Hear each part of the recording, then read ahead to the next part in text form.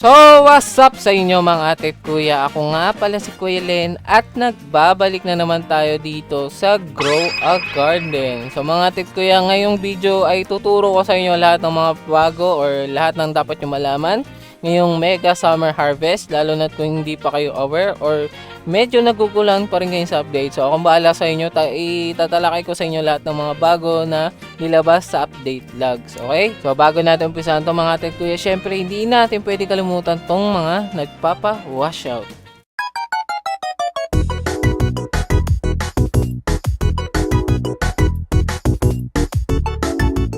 So mga ate at kuya, umpisahan natin sa bagong NPC na matatagpuan dito sa gitna na sa Summer Harvest. Actually hindi siya bagong NPC, si Georgia pa rin to, pero nagtayo na siya ng tindahan niya mga ate at kuya. So makikita nyo dito si Georgia ay meron ng harvest shop.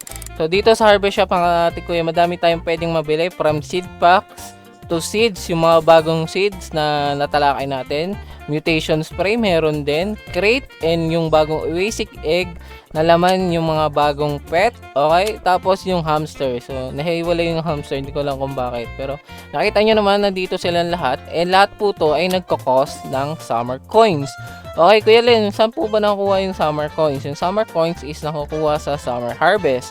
Ngayon, every 1k points nyo is equivalent to 1 coin. So the more points you get, it means the more coins you get. So ganun po siya kasimple, and sobrang dali lang. Kaya dapat lahat po ay nagtutulungan pagdating sa summer harvest. Okay? Ngayon, meron pang isang event dito sa summer harvest, which is yung yung Mega Summer Harvest. Okay. So kuya, ano po yung pinagkaiba nun sa normal na Summer Harvest? Yung Mega Summer Harvest is times 2 lahat ng points na ilalagay nyo. For example, ang tomato ay 3 points. Pag nilagay nyo dito, magiging 6 points. Ang sugar apple na 7 points, pag nilagay nyo dito, ay magiging 14 points. So mas madali kayo makakakuha ng coins tuwing may Mega Summer Harvest. Okay? So 1 out of 3 chance lang po yung nag-i-spawn. Okay?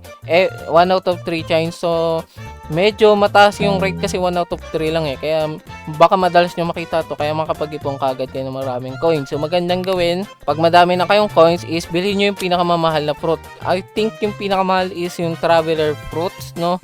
Kasi wala pa ako, hindi ko pa nakikitang stock yan. So Traveler Fruit yung pinakamahal. Then bili lang kayo lagi ng Oasis Egg o kaya nitong Summer Pack kapag may extra pa kayong coins, no?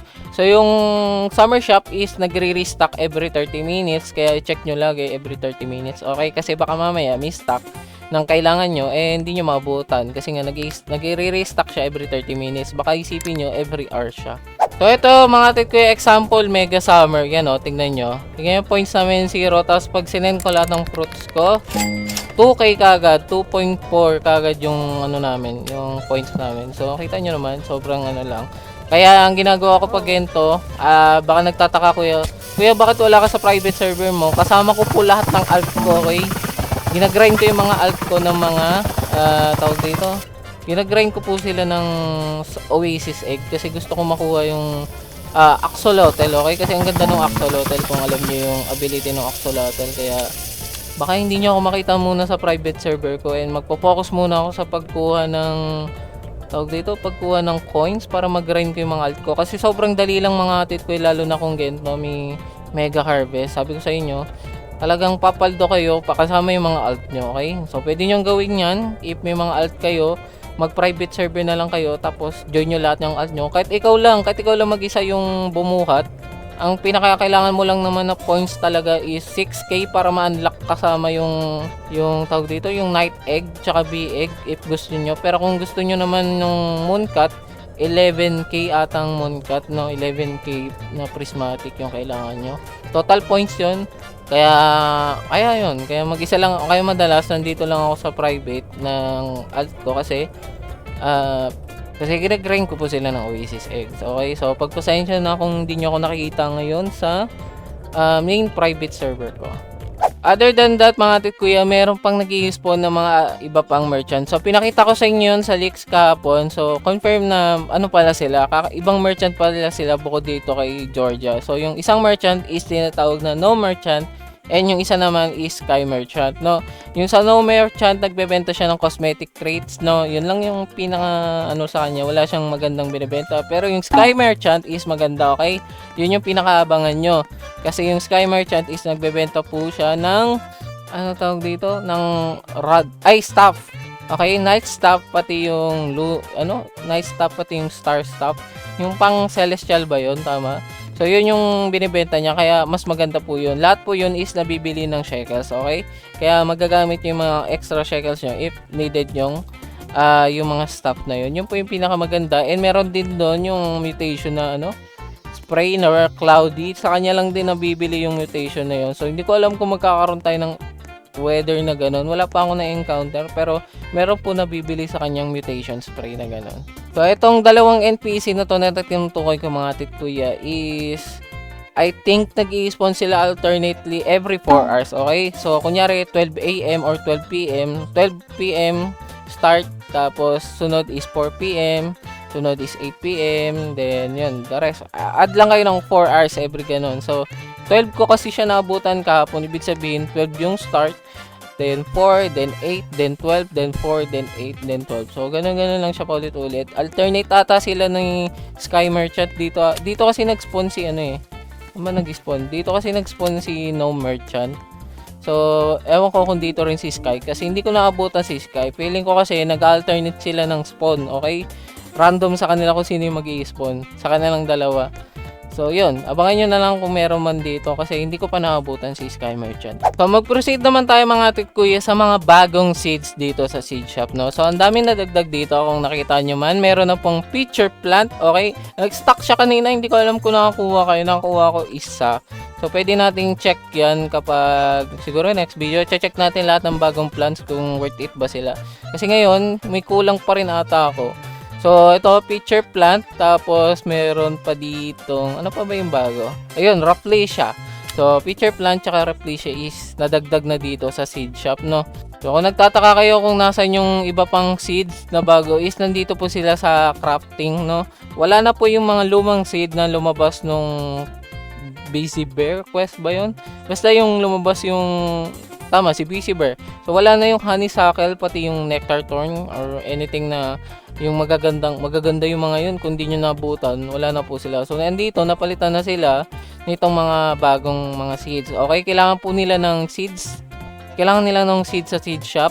Okay, itong peace lily sa ano to eh. Ito, peace lily. So, kailangan nyo dito ng summer coins, tapos yung mga seeds sa seed shop, no? So, yun yung mga requirements dito. Yung guwabana, kailangan ng ng banana, ibig sabihin kailangan nyo ulit magtanim. So, sakto lang yung crafting time nila, sobrang baba lang compared dun sa last na crafting time na umabot ng 45 minutes. Alam ko 45 minutes kasi yung honeysuckle.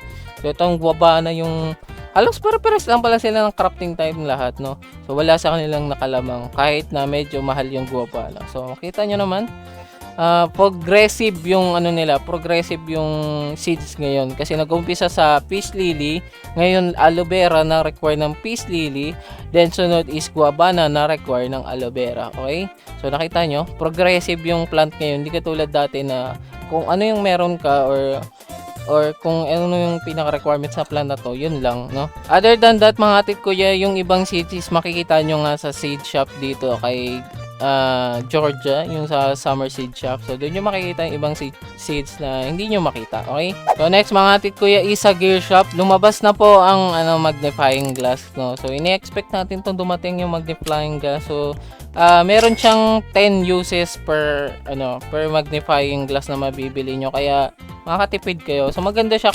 kapag gusto nyo i-check kung gaano kamahal yung plant nyo na ayaw nyo damputin. Okay, katulad nito. For example, gusto ko tignan to. So, i-click ko lang, makikita ko na kagad yung presyo niya. So, 1.8M yung presyo nitong sugar apple. And, I think permanent na siya as long na ma-inspect. Permanent na siya.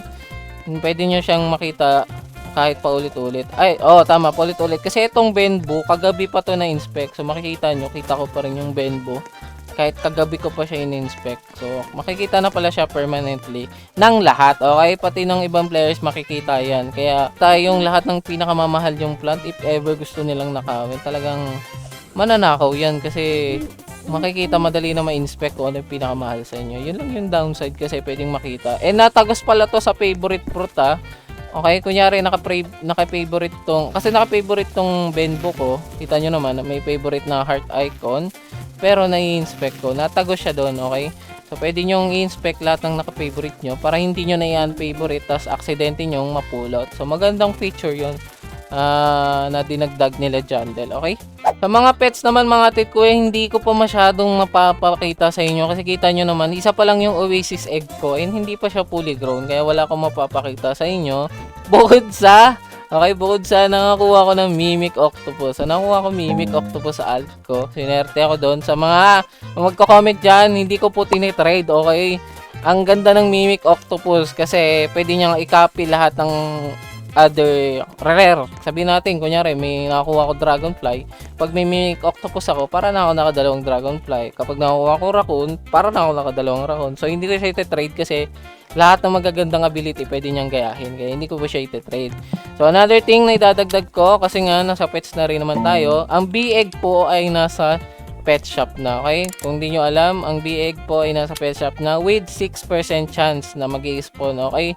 So, ang dami nyo nang pwedeng makuhang magagandang egg dito. Yung bug egg, yung paradise egg, yung B-Egg, tsaka yung mythical egg, if gusto nyo, okay? So, paldo talaga tayo ngayong update pagdating sa egg. Plus, meron pang egg dito sa Summer Harvest, which is yung night egg, tsaka yung B-Egg. So, hindi kayo maubusan ng egg. Ako nga napuno na ako, oh.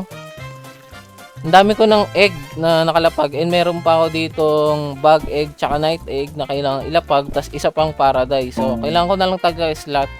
Problema, wala akong mga high level pet para lang madagdagan yung extra slot para sa eggs ko. So, yun na lang siguro yung gagawin ko. And pwede nyo gawin din, magpa-level up kayo ng mga pets nyo para ma-hatch nyo lahat ng mga eggs, no?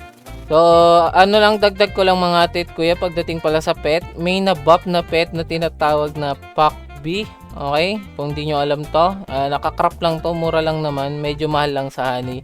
Ngayon mga tit kuya, nagbibigay na rin siya ng mutation na poly. Dati wala po yan. Ang binibigay niya lang dati is increased backpack size. So, shoutout sa'yo Akira, thank you sa pagsabi sa akin nito tungkol sa Pakbi. So, kung wala pa kayo Pakbi, gumawa na kayo kasi maganda rin po yan sa Mega Summer Event.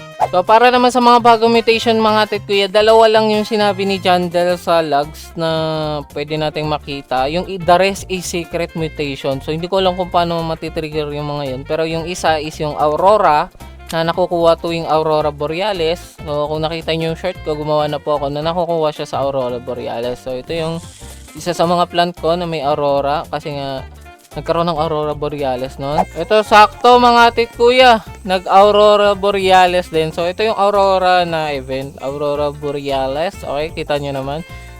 Pas 50% growth speed tapos yung Aurora nga na mutation. So, maganda to mga tit kuya if may mga mamahalin kayong fruit kasi ang taas ng Shekels mutation nitong Aurora, no. Sumakto, no, pagkatapos ng Mega Harvest. Biglang lumabas yung Aurora. So, ang ganda ng Aurora event, ang ganda ng ano niya. Sobrang simple niya lang, gabi lang, tapos yun, may Aurora Borealis lang. And then yung isa, yung Drench. So, yung Drench, ano siya, parang wet pero basang-basa, no? Ganun yung tunog yung pagkakaintindi ko. Para siyang wet pero basang-basa. So, yung Drench, di ko alam kung paano nakukuha yung Drench. And wala pa akong nakikitang drench din, no. Ang pinaka naanohan ko lang, akala ko nga drench yung makukuha sa Under the Sea. Alam niyo yun, yung parang nasa ilalim din ng tubig. So, hindi ko alam bakit wet din yung binibigay ng imbis drench. Okay. Yung drench pala mga tit kuya, nag-i-spawn lang siya sa tropical rain weather. So, wala pa ako naabutan kaya hindi ko mapapakita sa inyo eh. So, in case na magkaroon, papakita ko na lang sa inyo sa short kung ano ba itsura nung tropical rain weather na yun.